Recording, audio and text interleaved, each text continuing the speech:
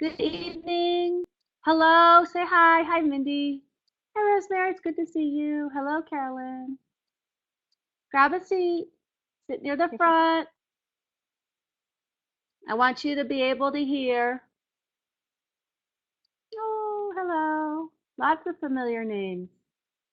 Hello, Hello, Monica. guys. Do you want to kind of Hello. give me a rundown, Denise, of how we're gonna do things Yeah, tonight? yeah. Okay, guys. So Melissa is still driving home. See, that's what happens. She's been around for a while, so now she's all comfortable. So she's like, "Ah, just do it from my car," which I know she could, but I told her just to chill and get herself home. So I'm going to say hello and give you an idea of what we're going to do and how this works. This is much less formal than most things we do. Normally, we have a formal presentation and well, I might be drinking something. It's usually not alcoholic. I figure you're not paying, so it's 6 o'clock my time. This is when I drink my beer. I hope you'll think about joining me. I read about a study recently that said if people eat snacks when they're listening to a presentation, they rate it higher afterwards. So I recommend getting a snack, get a drink, whatever it takes. I want you happy. There will be no evaluation, but somewhere in your brain. Um, so it'll be super informal. A few things. Normally, when we do webinars, they're much more structured and the quality ends up being super high because of how we do them now. But they're not informal like this. And so as a result, when we record the ones that you normally see, we can almost guarantee super high quality. Those go into your library. The informal ones that we do this way are not pre-recorded. And that means that depending on your internet connection in particular, it's usually not so much on my side, but regardless, if you struggle, there's not much we can do. And if the problem is on our side, we are recording this now. We will record it and we'll try to make sure you have access to a copy. But if the recording is very poor quality, and it can happen, then we will not make a recording available. So just so you understand how that works, we will try. But there's only so much we can do. Technology is not as good as people would like to think. So there's a really quick, if you are struggling, one of the easiest things you can do is refresh. So close out and start over. If you are hearing an echo, it's probably because you have two windows open. The way tonight's going to work, I said super informal. You are welcome to bring your videos and we'll take a look at them. I would suggest that you try to stay with topics that you think I have some knowledge of. So like if you send me your agility handling sequence, I'm going to say that looks great, kind of no matter what it looks like, because I don't know anything about agility handling. Pet manners, outside my scope, with the exception of walking nice on a leash. I can talk about that. And some greeting behaviors, not my area. So the only thing I can give you, I can parrot back what I know, but that's not very helpful. So I'm hoping that your videos are more focused on the kinds of things that I tend to look at: play, relationship, engagement, obedience skills, precision healing, pocket hand, all that stuff. That's my territory. I'd like you to try to keep those videos down to about a minute so that we can get through more of them. What you will do with your videos, they should be on YouTube. If they're not, get them up there now. Put them unlisted. That should work just fine for us. And then you're going to put them in the chat box with a little paragraph kind of explaining what it is we're going to see. We will put the question, the verbal part, on the screen. I'll read it. Melissa will put the video up and I'll be able to go through it with you, and I can stop and start and talk to you a little bit about it. And we'll just get through as many as we can, and let's just see how it goes. Also, questions that are just questions that don't require a video, that's super. You don't have to make a video where you don't need one. We can talk about things that you just want to kind of chat about, and then we'll go with it. I've done this kind of thing before, and it's always fun, and it works well. So So, let's see what we get. so Kate, don't worry too much about the fact that the video box is small. Denise, do you have your headphones in? I'm getting a little bit of an echo of me. I do. Can you check on the AV settings that the output says headphones? Mm-hmm. Um, Microphone. So, Oh, wait. Well, first, Yeti, Stara. I got there you unset. go. Camera. Oh, is it better now? It is better now. Are you happy? Okay. I'm happy. Melissa's happy? Okay. Good. So Melissa's happy. I'm happy. we got our first couple questions in. Let me stick up the first one. Sure. All right, so let's go here and there. Nice long ones. So she does have a video for you, but this is the question, and then I'll put the video on. I'm wondering about reducing barking in the obedience ring associated with retrieving and more, not sure what that means. Wondering about reducing the barking, 11-year-old working cocker, barking associated with the dumbbell. All right, let's see the video. All right. I'll let you play and pause.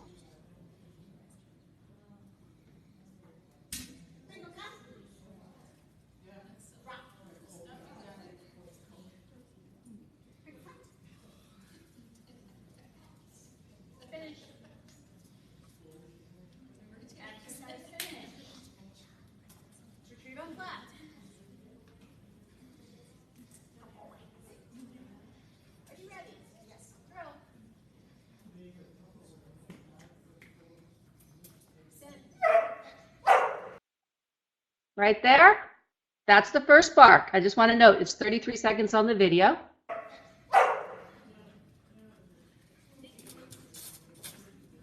Very cute.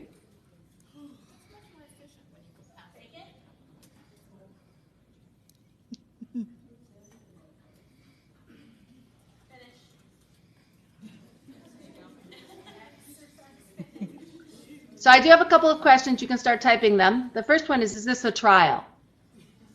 So that's my first question.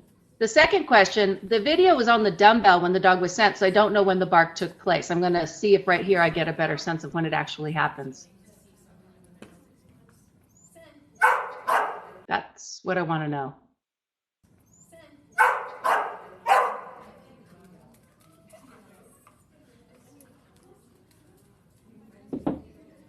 Good dog.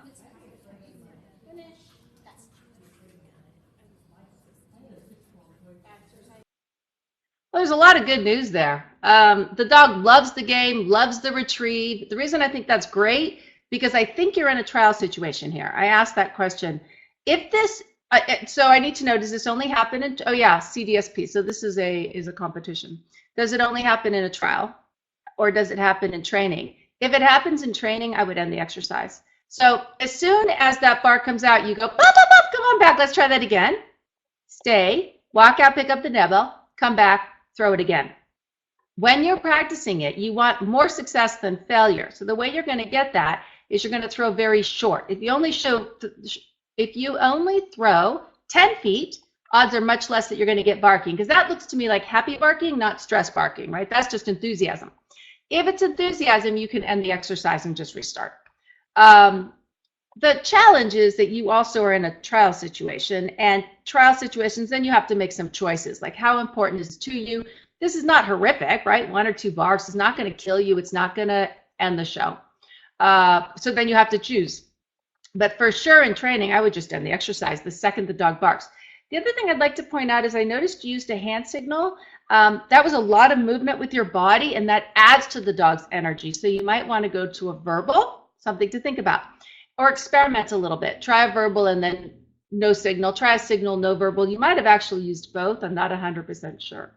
But ending the exercise is a big deal. I'm also seeing that there's just some general over-arousal around the dumbbell. So for example, when you take it back, the jumping and the leaping, all of that suggests to me that there's sort of a basic impulse control issue that you could work on separate from the barking. So holding the dumbbell, ready, ready. If he goes for it, just take it away. Holding the dumbbell, ready, get it, right? So that he or she starts to understand that there's a moment, he can explode, but he has to control himself. So work close up. Rather than throwing it, work one side of your plan, your strategy is going to be going ahead intentionally getting him excited, making him hold for 2 seconds, get that dumbbell, good boy, and making a big deal out of it.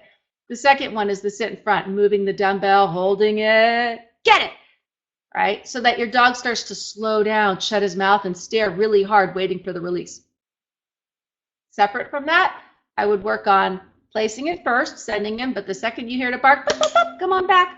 Let's try it again. No big deal. Try it again. I think you can work through that. So that's my advice for your boy. All right, who's next? Got So we another did one? a follow-up question. Let me see if I can pop back over the questions. Someone asked, would that type of barking be points off in competition? Yes, it would. All right. Let me pull up our next one here. All right, I want better focus with healing. He's just going through the motions when we heal in the ring. In classes and run-throughs, I train a lot of places. I do a lot of proving. He works to keep attention. I'm happy with his healing. Judge walks beside with bouncing balls, treats. His head is up. His eyes won't leave me. I have no food or lures on me. We have done working spots in your pocket hand webinars, and I use hand touch if needed if his attention does drift. But once we get in the ring, I feel like he thinks attention is optional, misses cues, and is just sloppy. My other problem is taking steps when I leave on the signal. So let's stick to the one and look at that piece. Can I see the video? Yep, let me turn that on. Where's this? Next video. And for the couple of folks who are having trouble seeing the video, if you're on a mobile device or a tablet, you may need to click around a bit for it to show you the video instead of Denise. If you're on a computer and you're not seeing the video, try refreshing or leaving and rejoining us because you should be able to see the video.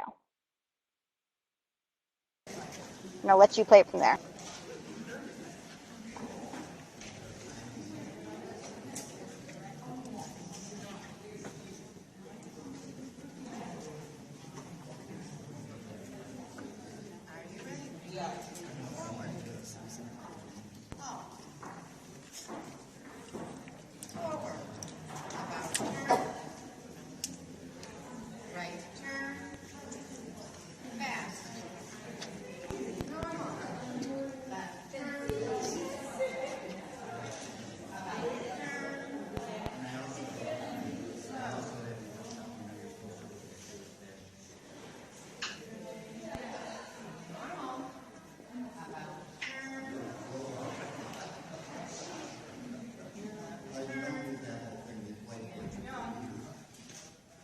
Okay. So I see what you mean. It's not tight. It's not crisp the way it would be. So I would call that a ring problem, right? Because you already said that you've done tons of stuff in practice. It's a non-issue. And it's not bad, but I understand what you're saying. So hopefully you have some access to matches. I don't know. When you say when you practice, you have the judge walk next to him, I would like to point out that if in training he associates the judge doing interesting things with training, then this is actually going to be very hard on him. In my opinion, when there's a lot of distractions intentional for the dog, they remind the dog of their job. So that's great. But if you do a lot of that and the dog is at the point where he relies on interesting things to happen in order to be reminded of his job, then you have a problem. You might have gotten a little carried away with that. So one thing that might really help with your dog, this is not the advice I would normally give, is to intentionally do a very long and boring healing pattern. Because actually, when you got to the fast, I think your dog did it before you even sped up. So that tells me he's been through enough run-throughs and patterns that he's got no reason to pay attention. So there's a few specific things I would do. First of all, have a judge call a pattern and absolutely ignore it. So you could work the outside of that ring. So judge says forward, halt, forward, left turn, whatever. Turn the judge out completely and just walk the whole ring, and then make an about turn after you've done all four sides and walk the whole ring all the way back. And I bet you can start to duplicate this in training. Because what you've got is, in training, I think it's interesting. It's not necessarily food and toys interesting, but it's just interesting, the work. And then when you get to trial, it's never interesting. It's always the same. The judges are so predictable, and he loses his reason to pay attention. So what I would do is intentionally do, and I almost hate to say this, a boring healing pattern, no distractions, very quiet. Let's say you start out with 20 seconds, right? No food, no toys on you. That should just be a standard. So 20 seconds of healing where maybe a judge is calling out stuff which you're ignoring. After 20 seconds, hand touch, yes, leave the ring, get him some cookies, come back in.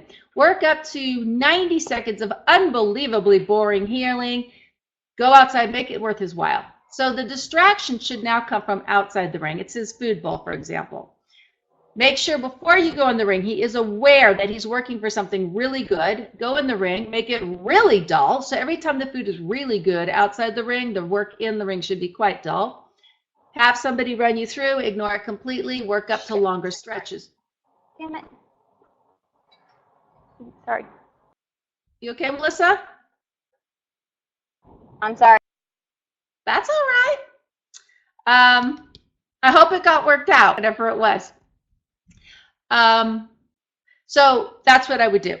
That's not the advice I'd give anybody else. But I don't think your dog is distressed, and I think it's not a distraction problem. I don't see your dog being distracted. I see your dog being bored. So that's how I would handle it. All right.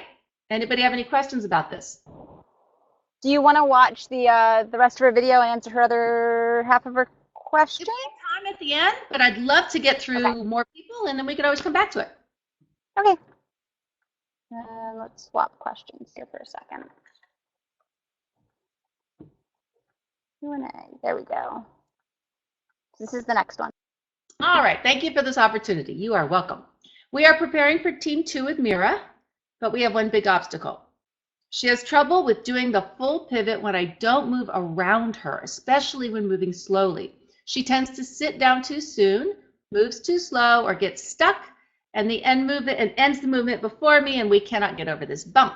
I have noticed that it happens mostly just a step before the end. Okay. I've tried reinforcing standing and reinforcing every step, but with no luck. The fourth step seems to be the trickiest, and even if I reward in all steps, she still sits or gets stuck. Okay. The only thing that's made it better was training backing up in a straight line for a bit longer distance. She tends to get stuck at the fourth step there too. That's fine.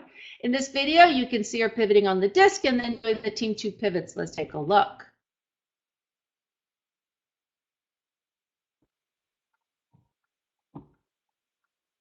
Let you play. Thank you.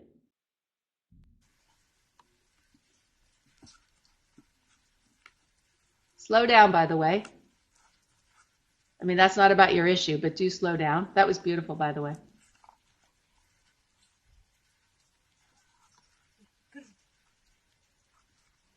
She's so cute.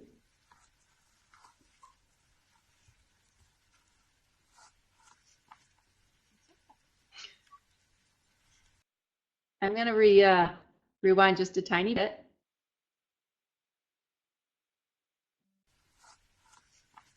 Okay, that's what I wanted to see. I want you to watch what you do. This is a separate issue, but I'll address your first issue, but I want you to see this as well. So she's out of position. Watch what you do with your shoulder to cue her. Do you see how you're getting her in? It's not your feet. You're using your shoulder.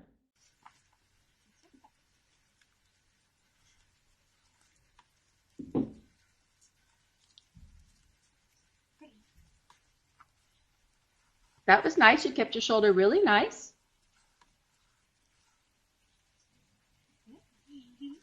There you go again. That's not what you asked me about, and I just want to throw it out there, but I'll deal with your problem too.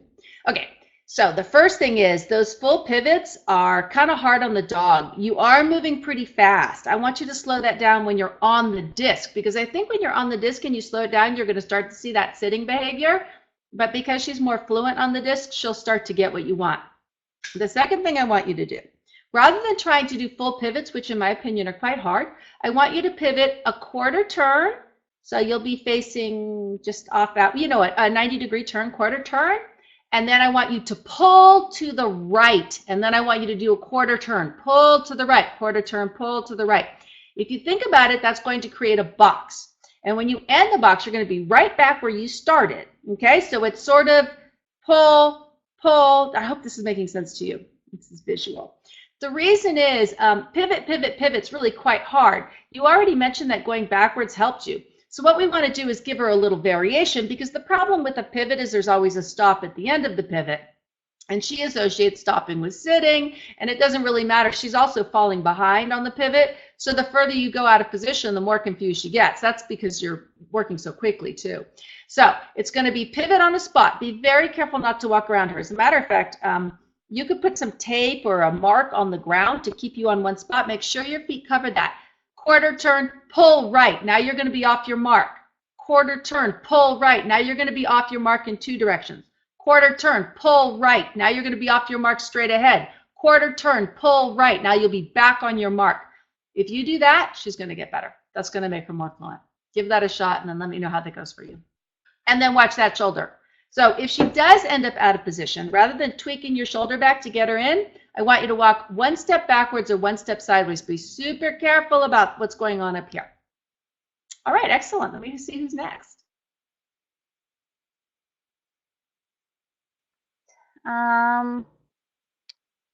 It's going to take me just a second to get this video up for you. Let me step over the question while you do that. Sure. I have a dog who loves heeling. He gets amped up and his heel position gets sloppy. At my dog club, they tell me it's time for discipline, but that's not my style. This is a quick 30 seconds of river heeling figure eights in the yard. Let's take a look. Give me 1 second.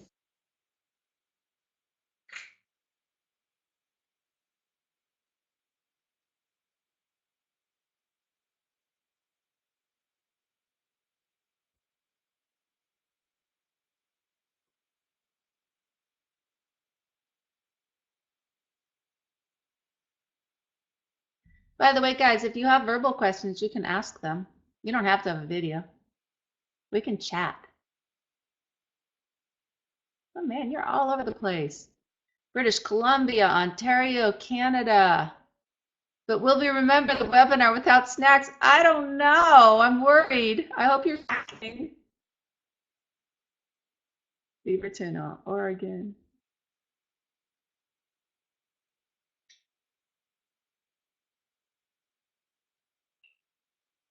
What else have we got? Oh, nice. See, you're meeting up with people, huh, Cindy?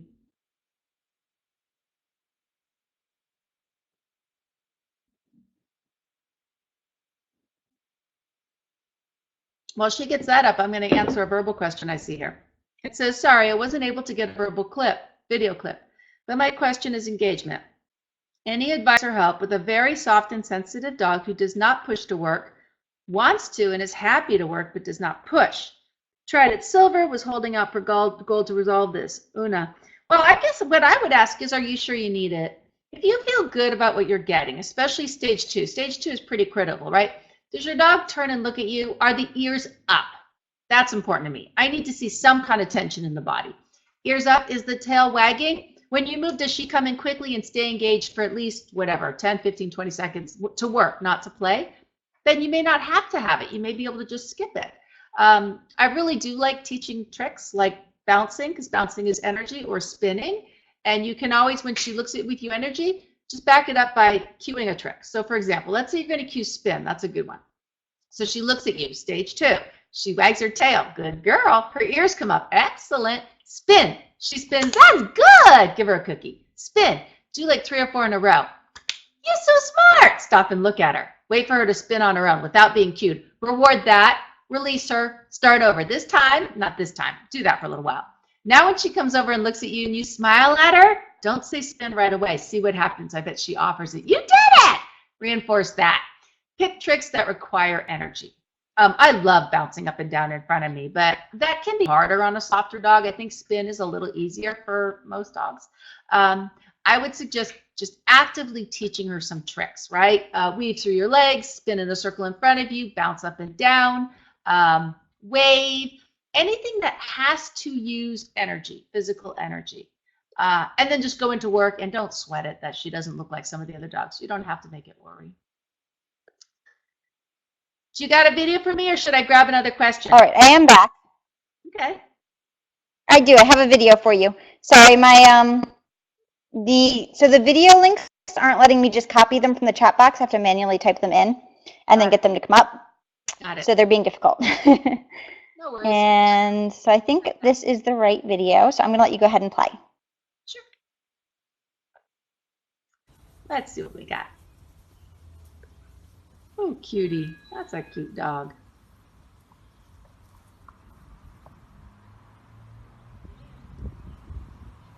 Paused.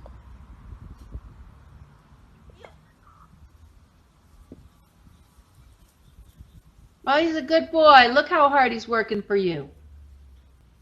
He's working his rear on that one. That was a much prettier round.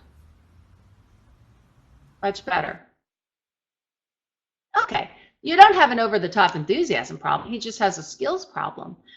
His focus is good. His head is clear. What I mean, he's not going, ah! Or anything like that. He looks great. He just needs a little more refinement. So what I'd like to encourage you to do is spend some time going back to some precision skills.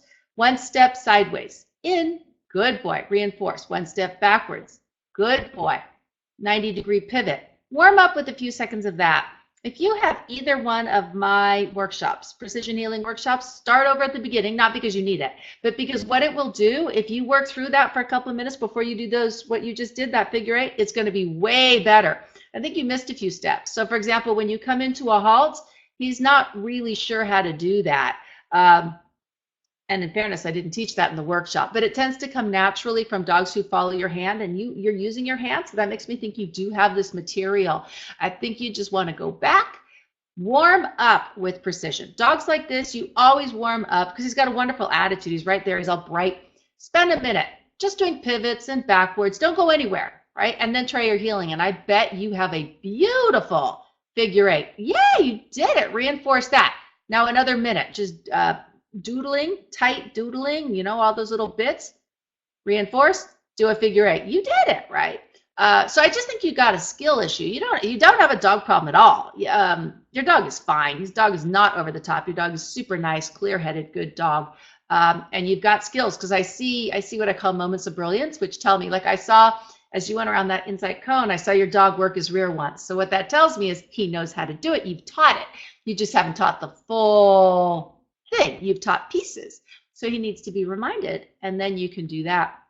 Just I'll give you a drill you might want to work on. Take 1 cone, face the cone, put your dog in heel position. And so you're going to be the cone is the middle of a clock. You're at 6 o'clock facing the cone with your dog at your side. I want you to walk like a crab to 5 o'clock. All right, so you're going to stay exactly the same distance from that center. Reinforce your dog. And then 4 o'clock like a crab. So your feet are always facing forward. And then I want you to go from, instead of going from 6 o'clock to 5 o'clock, can you go from 6 o'clock to 4 o'clock? So that's 2 crab steps, reinforce. How about 6 o'clock to 3 o'clock? That's 3 crab steps. Work that whole cone until you can crab your way all around the entire cone from 6 o'clock back to 6 o'clock or 12 o'clock. I'm just looking at it as 6 o'clock. All the way around, and give 1 cookie. And I tell you, when you come back to that figure 8, it's going to be a very beautiful figure 8. So there's my advice for you. You have a good dog. You're doing a nice job. All right, well, let's pull up the next one that's going to have a video. You got one for me, Melissa? And then while you're doing the video, I'll just grab a not video question out of the chat box. Well, I have the next video up, but before that, we had a couple of quick clarification questions come in. Are you cool with me putting those up first? Sure. This one came in. I'm not sure what you mean by pull to the left or right. Pull is go sideways.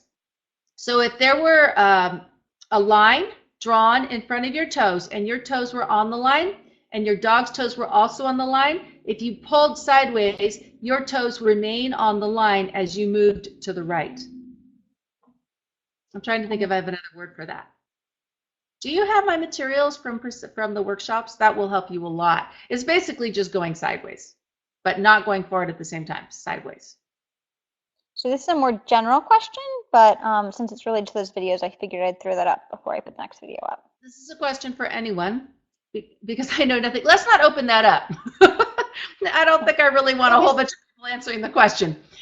This is a question for anyone, because I know nothing about obedience.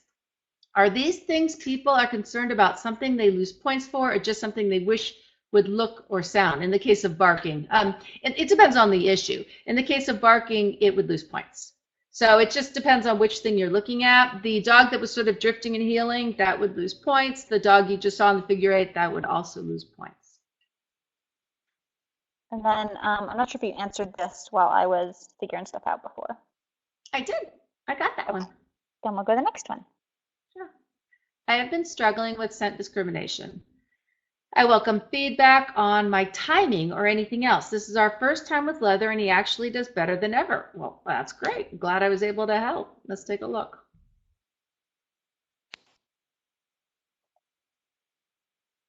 Yep, I'll let you hit play, sorry. I'm going to stop it. Somehow it, oh, that's interesting. Okay, no worries. Here we go. Yes. Get it. So right off the bat, I want you to put those way closer together, Get it. because he can't smell the right one and the wrong one at the same time. So I'm a pretty huge fan. Yeah, because that's the one he got before. Okay, so my first thought is you're teaching your dog that silence means he's wrong. Can you see how that's going to kill you in the ring? Because if he gets to the right one and you're standing there staring at him, and right here he's on the wrong one, and the way you're indicating to him that he's wrong is by quietly just looking at him, what's going to happen when you go in the ring and he gets to the right one and you're staring? He's going to think he's wrong. So I would strongly suggest you not do that. So the first thing is when I'm doing this kind of an exercise, mine are about 4 inches apart.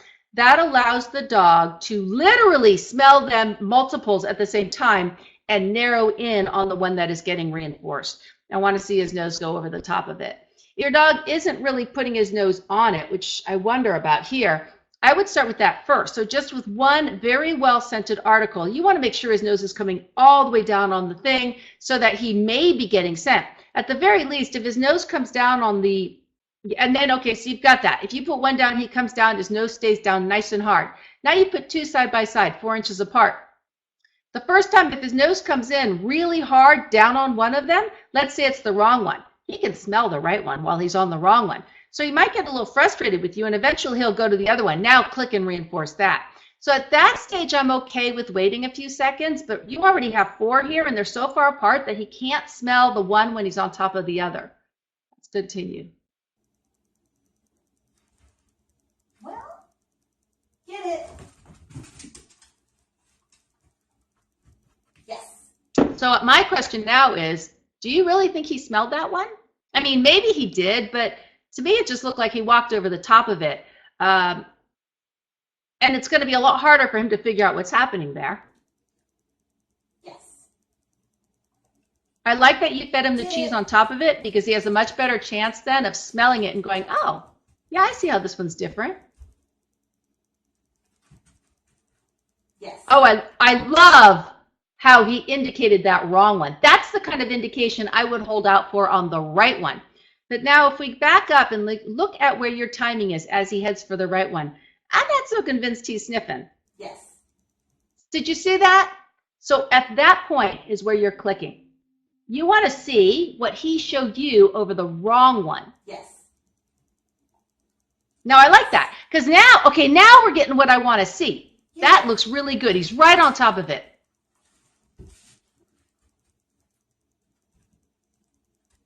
That's a beautiful indication. That's a beautiful indication. Just make sure he's all the way to the top of it because we don't want him to just go, here, I'll just stop. And if you say yes, then I get cookies. If you don't, I'm going to move because that's what that's going to lead to if you're not careful. So to summarize, 4 inches apart, right? And don't be in such a hurry to reinforce. 4 inches apart, let him bring his head down. I want to see his nose come down on it. 3 is good. 4 is good, 2 is good. If you have reason to believe he knows it, but I'm seeing some nice nose touching behavior. Get them close together. I want to see a little bit of are you sure in there. His nose comes down. Wait a second. Yes. Feed him right on top of it. Yes, as long as he stays on top of it. Yes, as long as he stays on top of it. Wait 1 extra second because we want to add a little silence. Yes. Reinforce that. Wait 2 seconds. He's still on top of it. Yes, well, of course he is because it's been working for him. That works for me. Make sure there's lots of cheese smell on the right one too. Boy, that makes your life easier. Now throw the cookie, switch it around, but I want to see that really strong, I'm right on top of it. Yes, that's right. And go ahead, take 4 or 5 for each correct one because he's sitting there on the top of it, smelling it. So even if he's guessing at first, the more time he spends hanging out over the right one, and now when he comes in and he's over a wrong one, he'll go, oh, that is different, and you'll see him switch. That's my suggestion for you.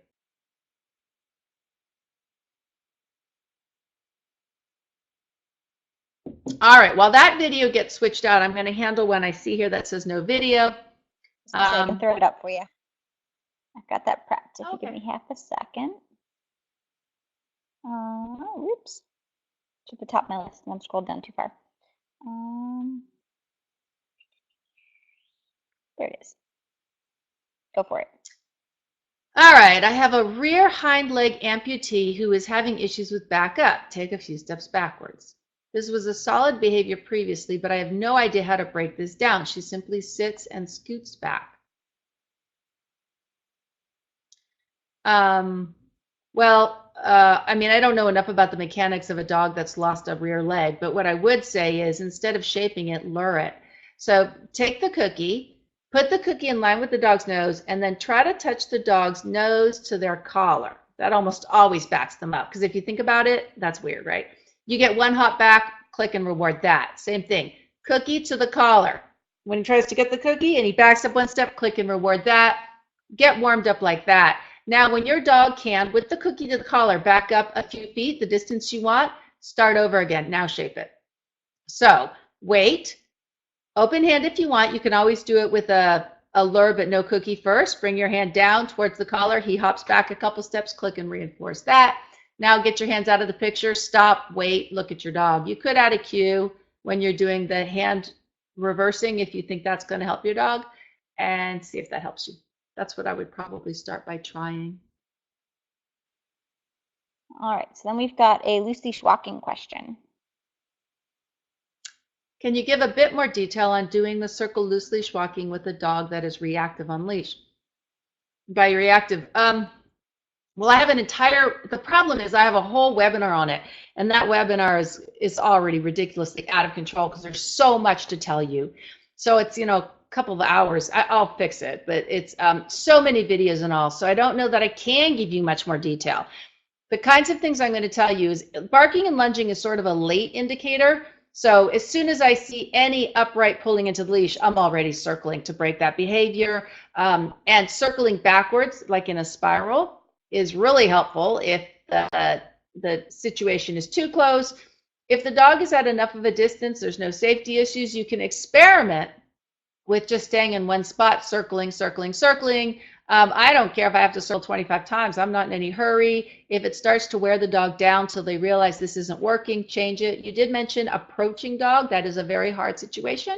So what I try to do in a case like that is I back up at the same rate that the dog comes forward. So if the dog started to be excited at 200 feet out, as they get closer, I'm backing up. So I'm trying to maintain that 200-foot distance. That might be a good place to start.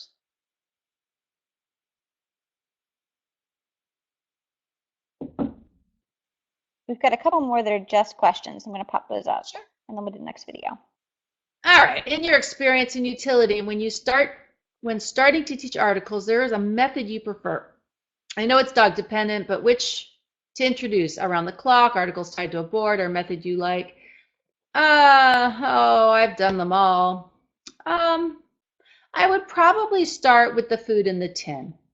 If you look up Lyra Scent Discrimination on YouTube, Lyra Scent Discrimination, go to YouTube and you will see a start to finish video with my puppy when she was about 4 months old of how I teach it. And that starts with food in the Altoids tin, then take the food out of the Altoids tin, and then just your hand scent.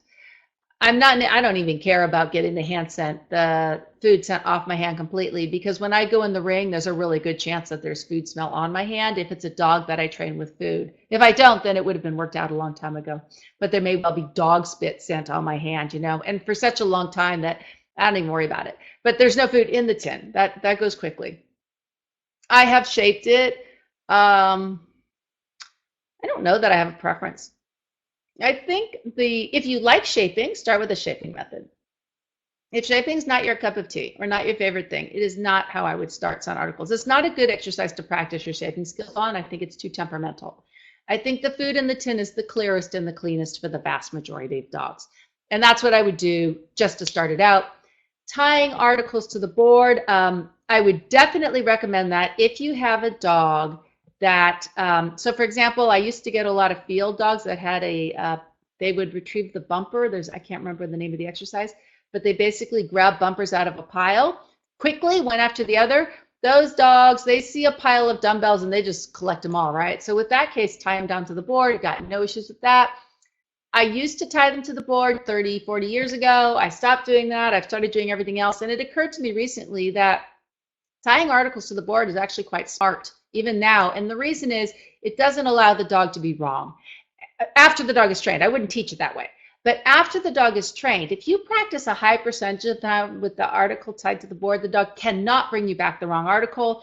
And I think for a lot of dogs, bringing back wrong articles is just traumatic because you have to get it back from them. And if you stop them, it upsets them.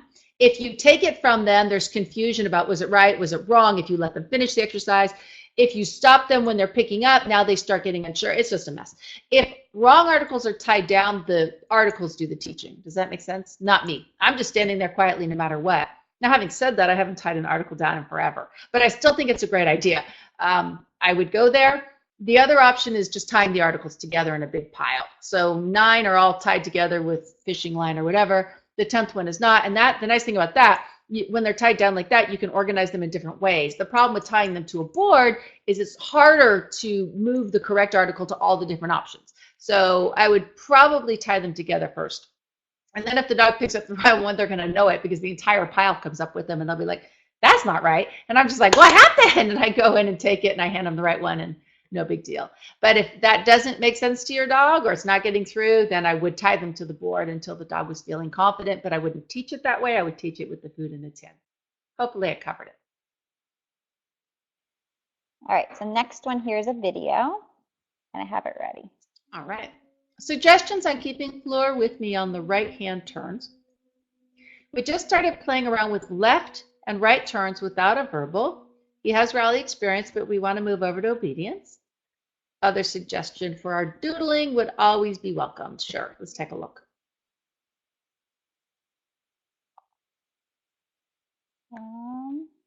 All right, so generally it's not letting me put your video up on here after all. So it may just need a couple more minutes because I know you went and changed the permissions so that I could pull it up on YouTube. So I'm going to come back to it, but if you want to go and set it up public to make sure we can watch it, that would be wonderful. So let me go ahead and pop the next question up and then we'll come back to your question. I would love to hear how you begin to develop a working relationship with a high intensity, high energy dogs. I struggle with the limited time during a session to make any progress getting the dog at a level with a work train with me or even the owner. Oh, those are my favorite kinds of dogs. So first of all, you can work them much, much longer. The kinds of things I do with those kinds of dogs, they like to move, so we start out with a lot of movement. So I do things like running around a cone. I'm a little unsure if you're talking about pet dogs or competition dogs because of what you said. You said work train with me or even with the owner. But since I do competition, I'm going to assume you mean that. So if I'm going to work with a competition type dog and I train it for 10 minutes, it should be very reasonable. I'm going to do a lot of different activities and the majority of them involve movement. So we're going to run around a cone because they love that and it's movement. I'm going to do more with toys than I would with food with dogs like that because they like that interaction. I might set them up in heel, have them touch my hand for 1 or 2 seconds. Yes, and then reinforce that. Not going to do a lot of stay, but you do want to teach them to settle. So I would definitely do stuff with like going to a mat and just rhythmically feeding them every 2 or 3 seconds, very quietly on a mat to help them learn to breathe. And then you do that for a couple minutes and then, okay, let's go off the mat quickly because they want to move their bodies. Like I said, more with toys, more with fly. I like with dogs like that, I'm not inclined to do a lot of shaping precision stuff because I'm not a great shaper. I'm good enough, but I try to shape things that I'm either good at, like I'm good at shaping retrieve. So I'll do that, but I want things where I can get that rate of reinforcement super high because you want to avoid frustration in training. Sometimes those dogs' brains work really faster than the trainers and the trainer's missing way too many opportunities. So the dog is all over the room, right? So, it's like playing hot and cold in a room with a kid who moves so fast through the room that you can't even identify, yes, that they were getting warmer because they're back to colder by the time you saw it. So I try to teach super concrete things like get on a platform. That is concrete. Dog is moving towards it, click, reward that, right? Dog gets on it, you're clicking and rewarding. Super clear. I'm not going to do free shaping. I'm going to do shaping that is what I call structured shaping so that the odds of the dog being right are incredibly high. Like you put the platform in the doorway and you're on the other side of the doorway. The dog's going to come over, right? Oh, the dog jumped over it. A big piece. Put a whole bath mat down, right? Dog touches it. Click, reward that, throw the cookie out. I'll do things like games. Go through my legs, let's go. Heel, hand, touch up, reward that. Go through my legs, go the other way, touch. You may, depending on how fast your brain works, you may need to set things up in advance so that you have more things that you've already decided you're going to do before you're in that situation. But really, in my mind, movement is really critical. Staying engaged, standing quietly, watching if the dog is starting to spin up and get frustrated suggests to me that you're not clear enough on your criteria and the dog is struggling. So those are the kinds of things I would suggest. I actually find this kind of dog very easy to create a working relationship with because they bring so much to the table. But if the dog is already showing high energy, work with what they bring you. So if you get a 9-year-old, like a little boy, right? 5-year-old boy who's zooming and zipping, you're not going to sit down and do quiet work and reading. You're going to start with PE, right? You're going to get a lot further. So with this dog, start with the dog's interests, then work your way to things that you care about, like a long stay. But do work on relaxation as well. That's what I would do. All right. So this next one is from Rosemary, and I do have a video for you. I built too much value for going away, coming back to heel with Lily. Now she doesn't want to stay in heel position while just standing there. Any tips on how to build value? She moves no matter how fast I shovel treats in. Let's take a look.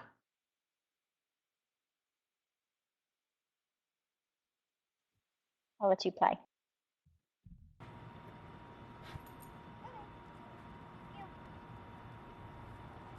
That was lovely. Good, nice. Good, nice. Beautiful. That doesn't bother me. Nice. Nice. Wait, now you're getting carried away. Okay, did you see how you did it 3 times? So I only bait the dog once. So what you did, I'm going to back this up a little bit so we can count seconds. If you do it 3 times in a row, even though she did it perfectly twice, the implication is that you're not happy with something. So let's back this up a bit and look. So we're at 21 seconds.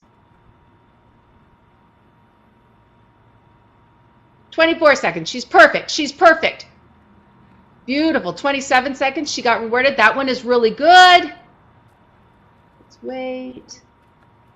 Bring her back.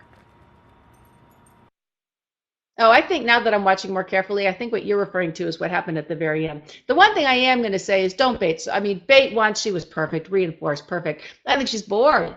So she's like, look, we've been doing this for 40 seconds. She did it beautifully. So what I'm going to suggest, do a few of those and then go to one of the moving exercises.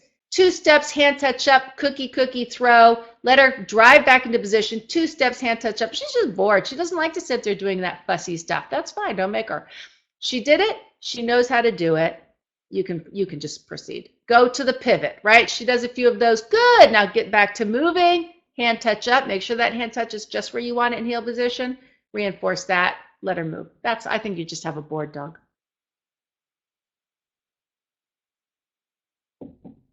Who's next?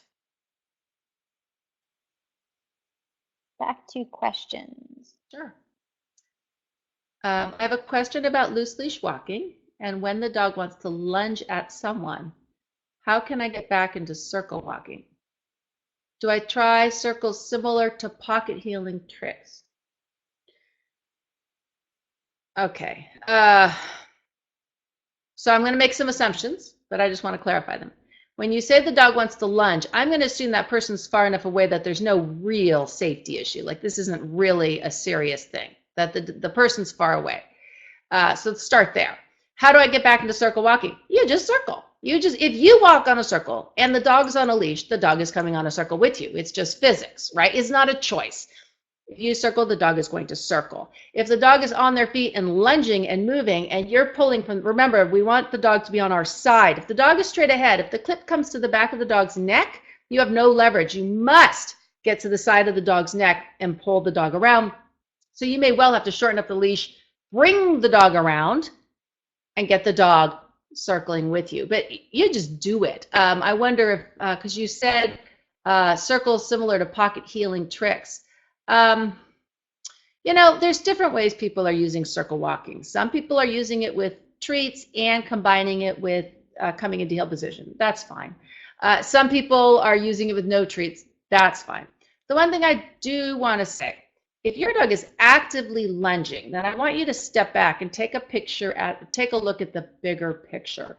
If the food distracts your dog and your dog is lunging, then it concerns me because now what's happening is the food is making the dog go, oh, sorry, run back, get the cookie, and then they're very likely to lunge again because the situation hasn't changed and they're not adapting to it at all.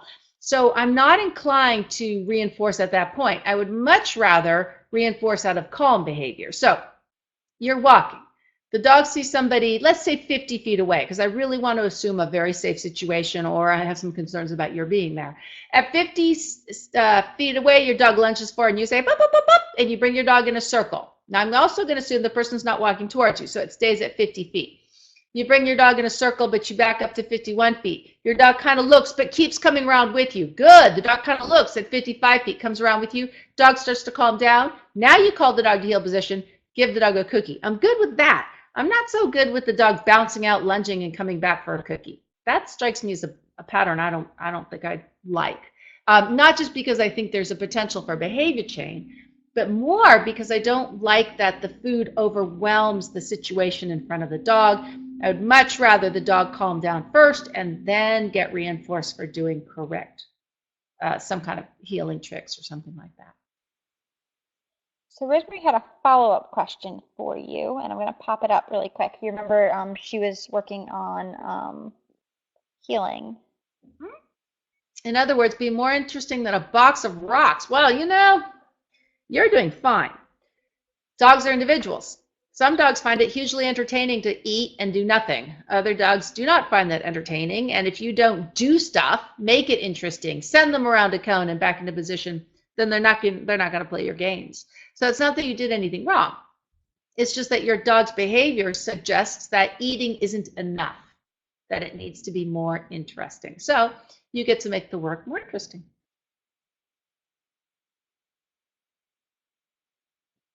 Entry-level weirdness. During training, I'll click and treat. My dog will eat the treat from my hand or the floor.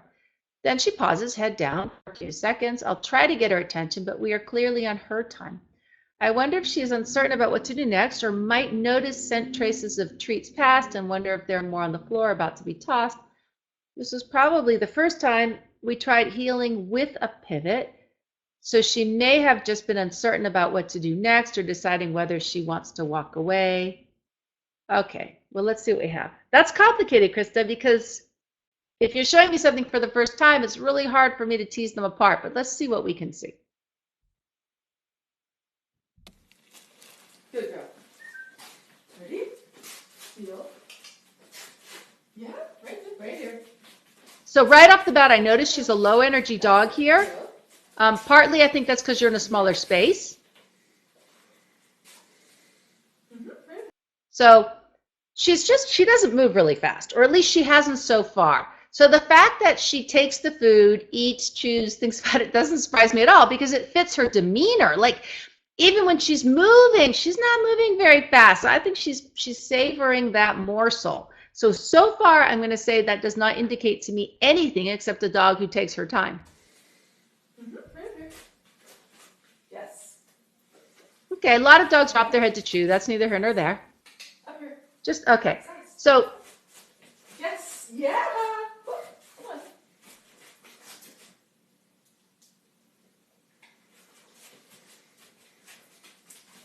Yes. okay, so there's a few things. First of all, just the character of your dog. Super low key. Secondly, never move into the dog. Don't go backwards on the circle. We only go forward, especially with a dog like this, because that's a pressure position. You're pushing her out, and that's going to cause problems for you. It's going to teach her to heel wide, so we don't want to do that. I only want you, the human, when she is on the left side, to pivot counterclockwise. So that's going to help her. Second thing, slow down. After she does something, give her the cookie. Just wait. Don't even try to start up again until she indicates readiness. You are on her time, but that's not because of the eating. That's because she doesn't move super fast. She's just mellow. Whatever. No problem. I want to play this again because I want you to notice it. I'm not sure, but if you're doing pocket hand, your hand position is off, and that's why you're pivoting and she's not with you. So let's take a look. Ready? Feel. See, look at her demeanor. She's very easygoing. She's barely moving. She's just low-key girl. That's it. Feel. Yes. Okay, so I don't know if you're doing pocket hand, but if you are, I want you to notice that hand position. From you're really good forward to backwards, but your hand, I need to be seeing all 4 of your fingernails right now if you're doing pocket hand. Yes. Right here.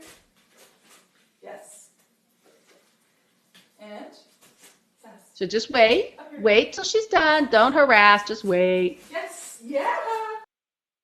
Yes. Yeah. Come on. I don't know what her left pivot looks like, so it's hard for me to identify that part. Yes. Yeah. You got that. We talked one. about not going backwards. Steppy, steppy. Do you see how her butt's going out very wide? Yeah, Oh, I just realized there was that's something on the ground. I didn't exactly even it. see That's that before. exactly it. Right here, puppy. Yes. Okay, and yes. Do you see how far her butt's going out, though? Don't go that way with her. Sass. Just wait. Just wait. There you go. She looks nice. Just slow down. That was beautiful. Slow down. Slow down. Yeah. Oh, Wait. wow. Wait till she's ready for you. Let's go. So many yums. Such a good. Okay. So notice your hand position is flat.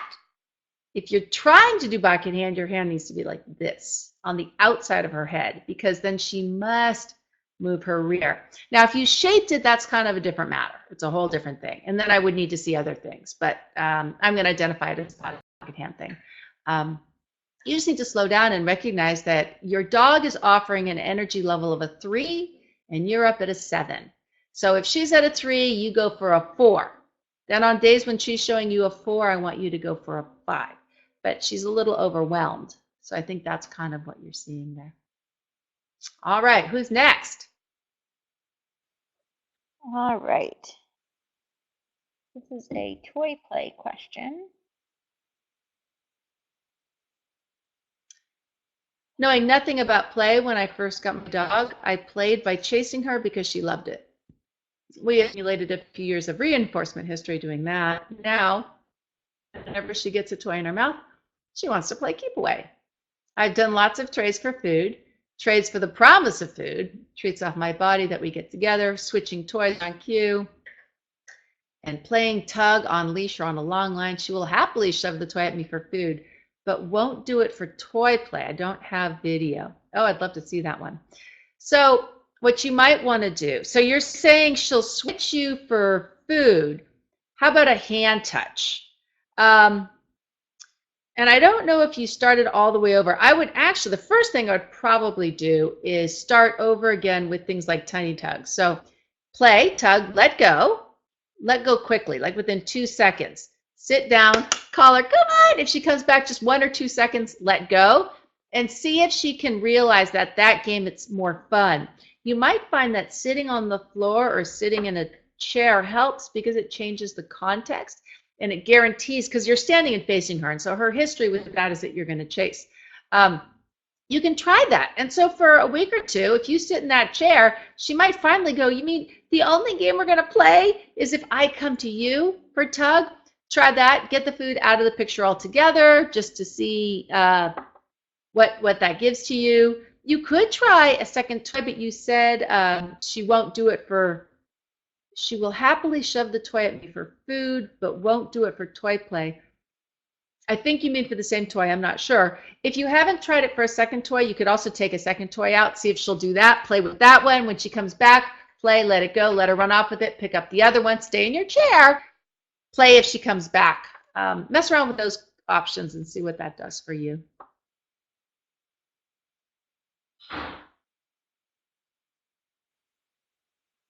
This one should be an easy one. You mentioned something about precision healing. Is that a workshop or a class that is available? Precision healing is a self-study class. There are also 2 workshops that teach precision healing, and I like how I teach them better in the workshops, but they're not available. So the self-study classes are always available. Workshops are not always available. So the workshops are released on Sundays, whether PPP, the Pet Professionals Program, or the FDSA ones, and then you want to buy them that week.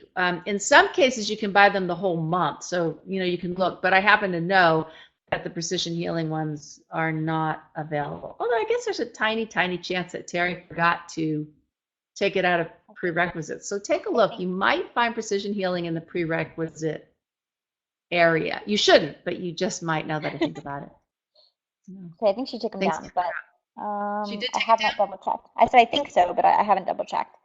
So this one's just a nice comment, and I thought you'd like that. And then I've got another video for you. Thanks, because the circles and your advice have worked wonderful for my large wild child. He is easier to walk. That makes me happy, Lisa. I love the feedback I'm getting. For people who want to learn about the circle method, I'll teach it again on July 18th in a webinar. Oh, good You for can sign up What now. day it is. You can. Did I get it right? July 18th? I think so. Yeah. So I'd love to see you. I find it exceptionally effective. I've done various polls on the alumni list, and the majority of people find it helpful. So it's a nice addition to your loose leash walking walks. And I don't have the patience for all the other methods of loose leash walking. This one I can do, and it works. So come join me if you want. So I want to try Janelle's video one more time. She had a question earlier, and I couldn't get her video to play. Nope, it's still not pulling up for me. Gosh dang it. It just does not like this video. Nope. And I'm not sure why. I can get it to pull up in YouTube just fine. I am sorry about that. Let's put up Cindy's, though, because she's the person I have a video for. Always pacing, right circles, left circles. I cannot seem to break the pattern. Okay. All right, so here's the video of that.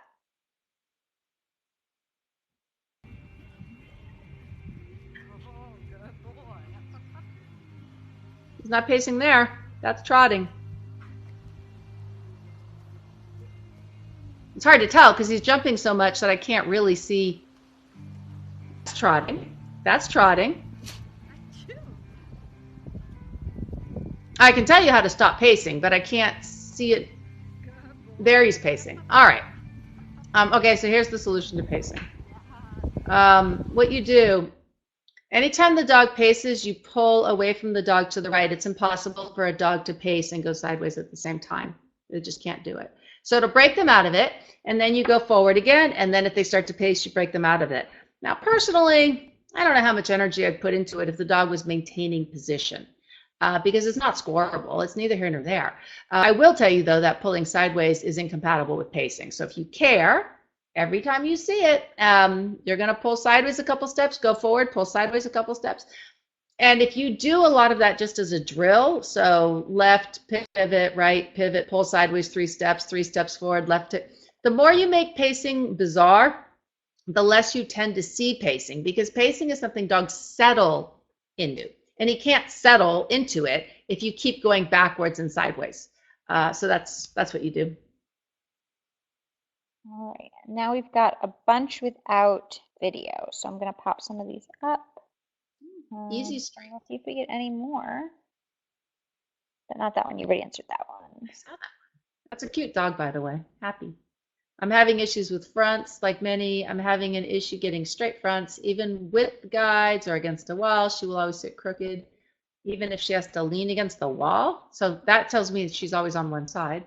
It does stem from a joint issue. She used to have difficulty sitting square, which has been resolved, but it hasn't transferred to her fronts. Switching hands, moving backwards, me, and placemats haven't seemed to help either of us. It bothers me that you said it stems from a joint issue, because we really cannot know what is uncomfortable for a dog. So the first question I would ask is, does she sit square? If she sits square and she's crooked, then she should be able to sit straight. So that's the first thing I want to know. That's weird that you see even with guides. It's actually impossible. If the guides are elevated, so it's not even possible to sit crooked. So for example, a PVC box, which is 4 inches up, try that and go for some muscle memory, because there's no way to sit in a square box that's elevated on the edges 4 inches. She just can't do it. And see how that works for her, if that's comfortable. If she can do that comfortably, then throw cookies out, come and just use that a lot and see if that straightens up. Then what I do, if you're familiar with the idea of pocket hands, so that's your hand straight like this, I put my hand straight so the dog's head comes right here, and then I reinforce the dog right here. If I put that in front, where kind of at my belly button, depends how tall your dog is, I can go like that, and I can actually push the back skull of the dog and move the rear. You do that when the dog is in a stand. You go this way if the dog's butt is out to the left, and this way if the dog's butt is out to the right. And I go in a circle. I don't go backwards. I go on a pivot. So I teach the dog to pivot around. You could start that on a pivot disc. So put a disc in front of you, dog's front feet go on, and you go in the direction that always takes you closer to your dog's rear. So let's say you're a clock, you're 6 o'clock, your dog's butt is 12 o'clock, but your dog's butt, instead of being at 12 o'clock where it belongs, is at 1 o'clock. Then your next step is going to be towards 5 o'clock with your hand straight out, pushing with a cookie here, so that you're pushing, pushing, pushing. If the dog wants the cookie, the butt must move from 1 o'clock to 12 o'clock, reinforce. Now pivot again. The dog's butt should move to 11, because remember, your hand is here. They can't get the cookie in, they can't get the cookie here in your palm unless they move their rear. Give that a shot. All right, so this is back to the articles question earlier. How do you stop a dog from mouthing the wrong article, dropping it, and moving to the right one without a tie down? I don't. In my experience, when the dogs get comfortable, they stop tasting the articles. They stop doing that. They just get more and more efficient. The thing about articles, though, you're going to have to do a couple thousand repetitions. Articles are just a long-term project, you know. That's why we start teaching them to puppies, because by the time we're in the ring a couple years later, 3-4 years later, the dog has so much confidence and they don't mess around anymore. But just put in the time. You're going to do a whole lot of them. Feel free to use a tie down if that, you know, helps your dog and speeds up the process. Use a tie down. But I really don't worry about mouthing the articles.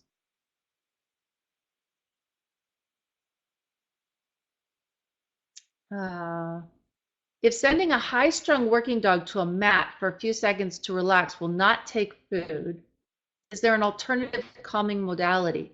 Is it important that they be able to eat a cookie if they're panting hard? No, if the dog doesn't want the cookies, I don't give them cookies. I wonder why the dog is behaving that way. That would worry me. Oh, what I would probably do is another way of calming the dog. And probably I wouldn't use food. So for example, put the dog between your legs, put the head out and just scratching under the chin and around the neck and around the head, and then letting the dog out. I would teach that away from work. Just do it in your house. And just encourage it. Do it as a playful behavior, not as a working behavior. Or teach the dog to lean against your body and just scratch around the neck and around the ears and make it a nice calming thing. Then add that into work when the dog shows ability and readiness. It would worry me if a dog was, this thing you said, is it important that they be able to eat a cookie if they're panting hard, spitting out cookies? If the dog is doing that because they're working for a toy, then I just train with the toy and don't worry about it. If the dog is spitting out cookies but not working for another reinforcer, there's more going on. So maybe what you mean is the dog is working for a toy, and that's why they're spitting out cookies. And then I just don't bother to use cookies. Very pragmatic trainer. All right, we've got a couple less advice seeking, more kind of general stuff things. I'm going to put 1 or 2 of those up. What is your favorite trick to teach play with your dogs for fun? I don't have any. They don't know tricks. I mean, I guess they kind of do. But mostly they learn stuff. So, which is not, I'm not recommending that. I think you should teach tricks because they're entertaining, but I don't. Oh, I skipped this one earlier. This is more on healing. My girl has beautiful focused heel, great with pivots, good position. Our problem is duration. We can do it for 45 seconds to a minute, not long enough to complete a rally or suggestions for, okay. So first of all, I'm assuming the food is off your body. Make sure you have that. Secondly, I'm assuming that your dog has very, very good proofing. So the order of things is, can the dog heel beautifully under distraction for 30 seconds? Working up to that. Good. Can the dog heel beautifully for 30 seconds? No food on your body. Good. Can the dog heel beautifully for 30 seconds? No food on your body and heavy distraction. Good. All right. Now, get rid of the distractions. Get rid of the food off your body. Bring the food back to your body. Can the dog heel for 1 minute? No? By the way, I'm just making these numbers up. You want to be careful about it. When the dog loses attention, I stop. I say, what happened?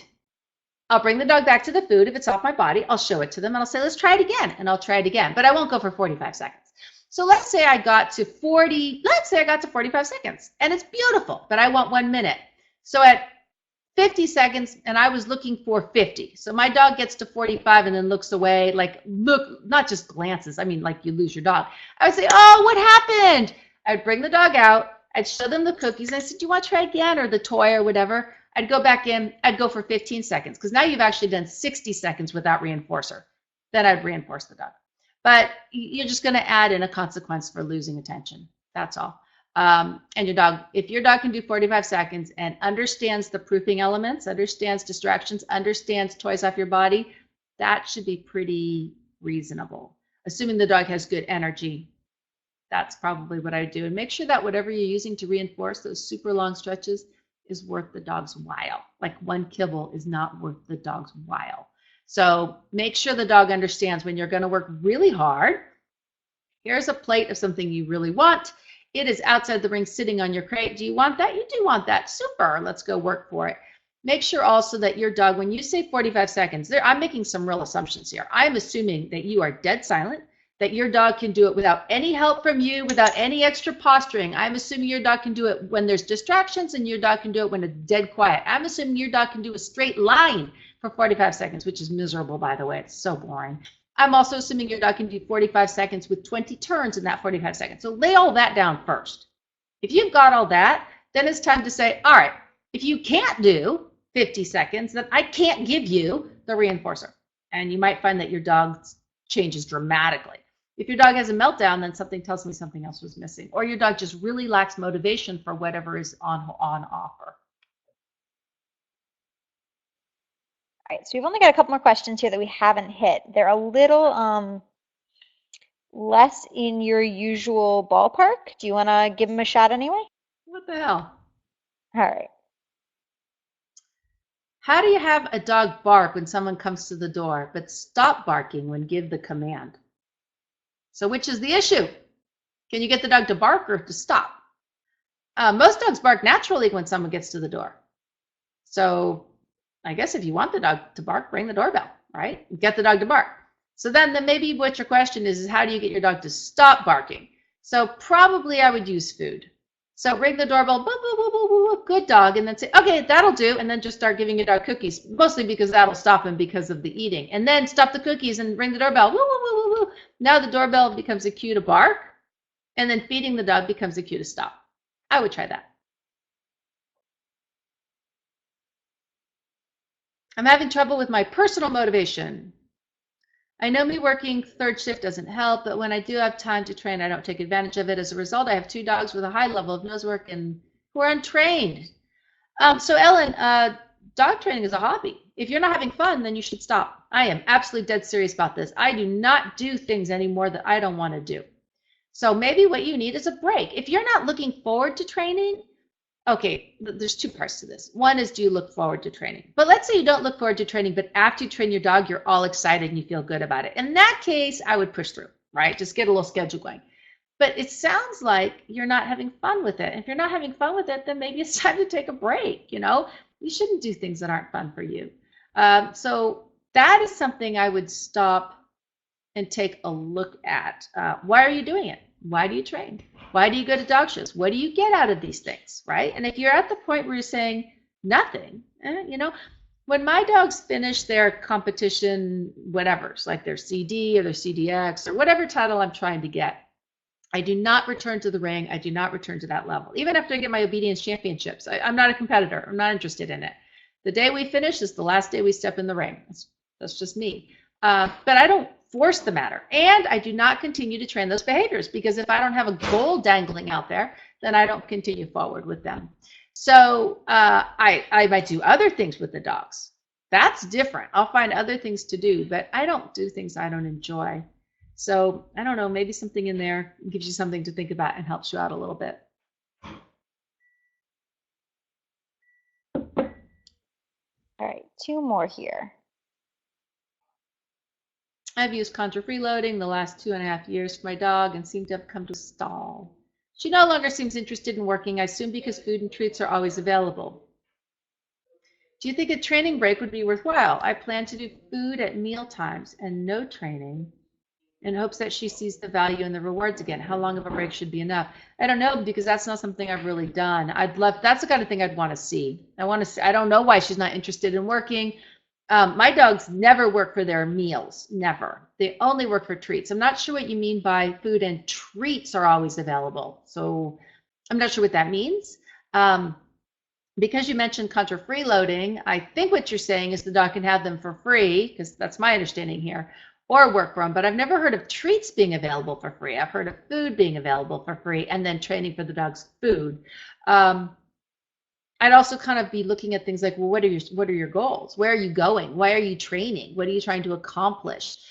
If you really need to accomplish things, then you need to change your strategy, right? And give the dog more incentive to care, more motivation. It sounds like just working strictly for the activity of working may not be motivating enough anymore. But this kind of a training system isn't something a person would normally use if they were training for competition, because we just are more goal driven. So we tend to want to move forward more quickly.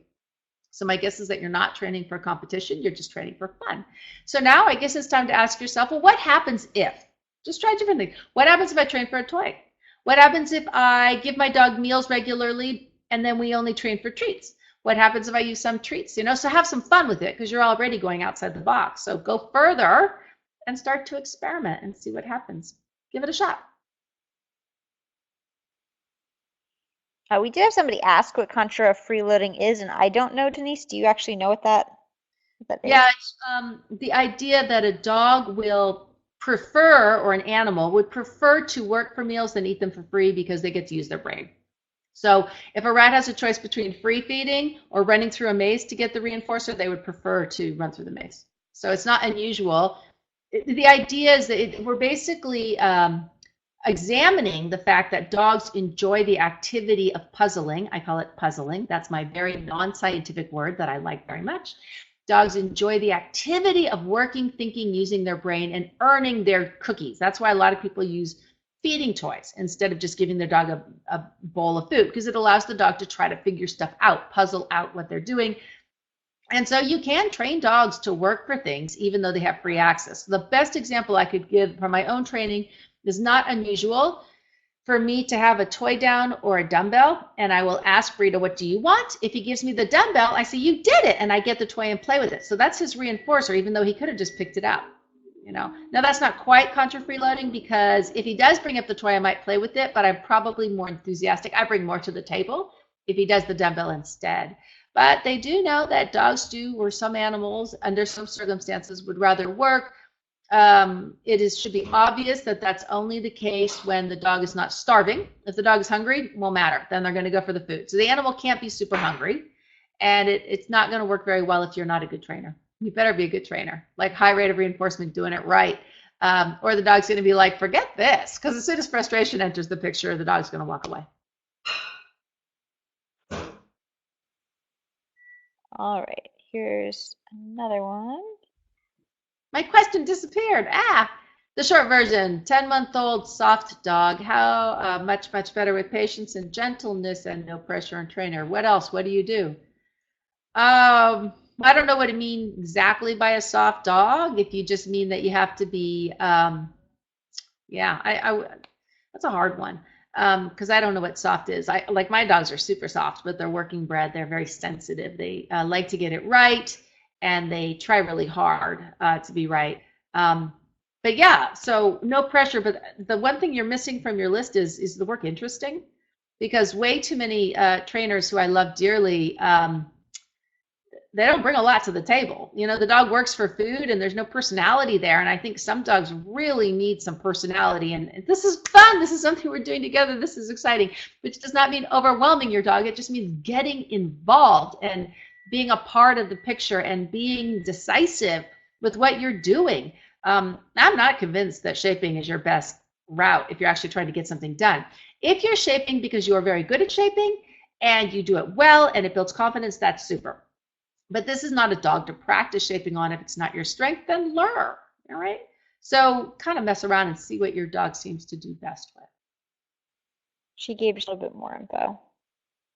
He loves to work. He folds if voice is too loud, etc. Yeah, no, I mean, so do match your energy. Pay attention to that. When you say voice is too loud, I don't know if you mean enthusiastic or if you mean there's a little harshness there. Obviously, you want to get rid of the harshness. I personally, if my dog could not work with me talking normally and enthusiastically, would take it out of training and just work on that separately. Just interacting with my dog.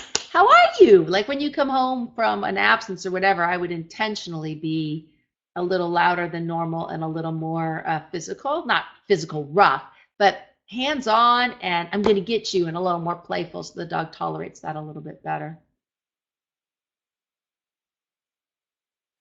All right, that's our last one. So unless anybody else sneaks something in the next 10 seconds, I did everybody. I'm so pleased. since we are doing this partially to celebrate PPP, do you want to talk just briefly about what that is before we close out? Yeah, that's the Pet Professionals program. Today is the first day of instruction. If you're interested in pet training or you want more on pet manners and such, go sign up. $29.95. It's a good deal. That's a lecture. It's a quiz. It's a certificate. It's a follow-up video of your videos. You can submit your videos. You can ask your questions, and the instructors will come back and help you. It's kind of like the FDSA workshops, but it's a little bit more. So I'd love to see you guys check it out. It's pretty good program. And it's a really nice group of people developing there. So join the Pet Professionals list if you haven't. It's FDSA Pet Professionals Program alumni. Is that right? Did I get that right, Melissa? Probably not.